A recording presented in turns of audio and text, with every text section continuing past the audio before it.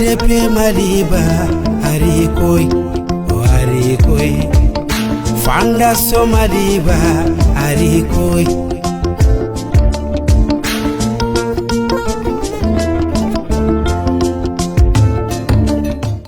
Mes chers compatriotes, l'avènement d'une nouvelle année est l'occasion de formuler des vœux pour que l'année qui s'ouvre soit meilleure que la précédente. Que 2023, par la grâce de Dieu, voit se concrétiser les aspirations de chaque Malienne et de chaque Malien à vivre dans la paix et la prospérité, dans la sécurité et la confiance. Une nouvelle année, c'est aussi l'occasion de faire le bilan avant de refermer les livres de 2022. Ce fut une année éprouvante pour toute l'humanité et particulièrement pour les pays du Sahel, déjà en proie à une crise multiforme depuis plus d'une décennie. Le constat au Mali est donc malheureusement lourd et triste. C'est encore le lieu et le moment de déplorer les pertes en vies humaines, civiles et militaires, de prier pour le repos de leurs âmes, de souhaiter le rétablissement des blessés et l'amélioration des conditions de vie des veuves et des orphelins. Que 2023 permette au Mali de voir rentrer en paix dans les localités respectives les déplacés et les réfugiés. Nous savons tous que l'une des causes de cette douloureuse situation est d'ordre politique. C'est l'impossibilité à cause de la fraude électorale pour le peuple d'élire de manière incontestable des représentants légitimes chargés de conduire une politique menant à la paix et à la prospérité auquel il aspire. Que la récurrence du constat, la dureté et la longueur de l'épreuve n'entament pas notre détermination. Comme on le dit dans le Wassoulou, si la situation est confuse dans le pays, c'est aux autorités de la rétablir. Mais si ce sont les autorités elles-mêmes qui en sont les auteurs, il revient aux enfants de la nation de trouver les solutions pour sauver leur pays. En mars 2022, à l'initiative de la Fondation Maliba, a été conclu à Kaye Médine un pacte de jumelage et de solidarité ethnique entre toutes les ethnies vivant sur le sol malien. Dans le même esprit, je m'adresse aujourd'hui au peuple malien tout entier, légitimité traditionnelle, leaders religieux, femmes et hommes, anciens et jeunes, manuels et intellectuels, diplômés et analphabètes, gens des villes, des villages, acteurs politiques, maliens de la diaspora, toutes les ethnies confondues, quelle que soit votre profession et position sociale, j'appelle à conclure un pacte de stabilité. L'objectif est de retrouver la paix et la stabilité indispensables pour que le Mali connaisse l'essor économique qu'il mérite, de mettre en valeur ses précieuses richesses et les énormes potentialités dont regorgent toutes les régions au profit de tous ses enfants, de permettre à notre pays de retrouver sa place dans le concert des nations. Il en va de l'existence du Mali, de la santé de notre économie et de l'avenir de notre jeunesse. Légitimité traditionnelle, leaders religieux, j'en appelle particulièrement à vos connaissances et à votre sagesse. Vous qui êtes le plus souvent appelés au secours quand la maison brûle. Élus locaux, vous qui relayez les doléances des populations. Jeunesse vaillante et responsable, vous qui débordez d'idées entreprenantes et de projets innovants. Courageuses femmes du Mali, vous qui êtes la pierre angulaire de notre société. Tous ensemble, selon le pacte de stabilité. Notre Constitution a tracé clairement la voie convenable pour choisir nos dirigeants.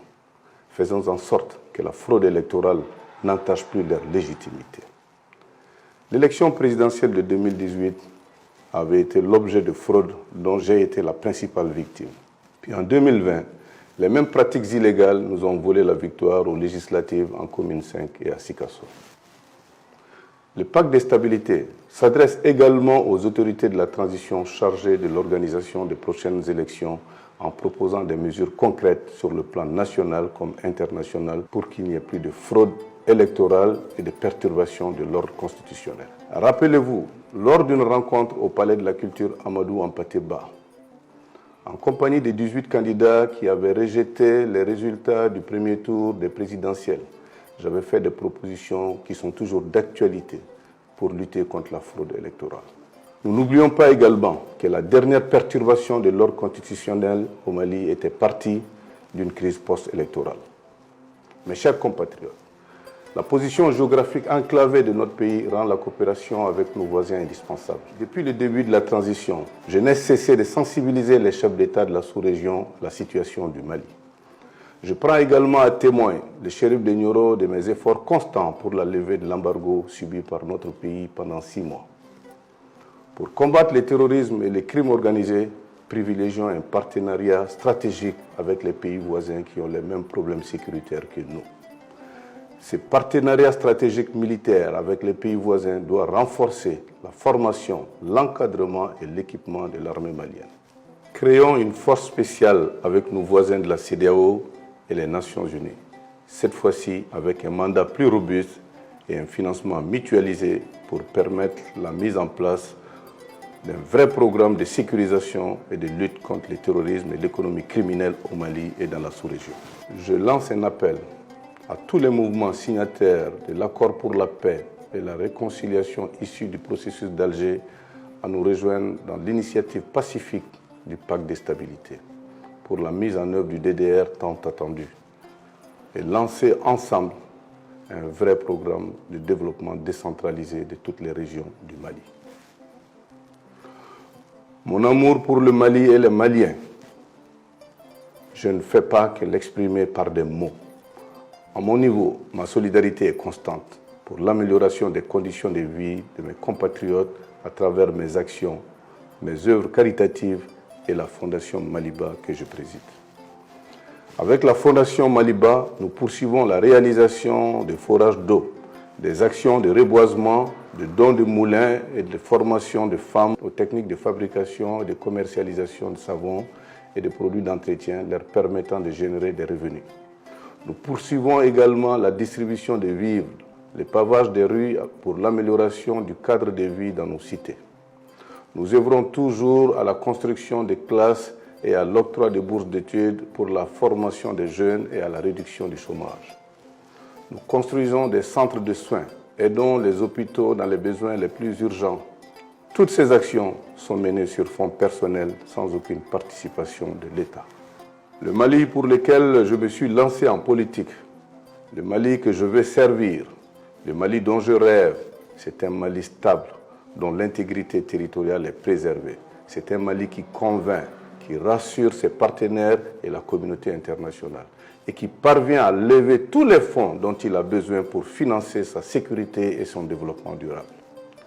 Un Mali débarrassé de toute corruption. Je m'adresse enfin à chaque militant, sympathisant ou allié du parti ADP Maliba. Levons-nous pour des élections propres. Maintenant que le calendrier du retour à l'ordre constitutionnel est sorti, préparons-nous à occuper le terrain pour les prochaines échéances et à déployer la vitalité, la motivation et l'originalité de notre vision pour le Mali. Bonne et heureuse année 2023. Vive le Mali, qu'Allah bénisse le Mali.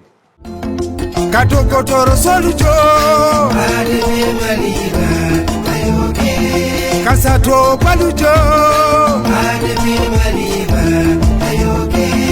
Kamisiri Balulo Ka Ekol Solujo Wasilaru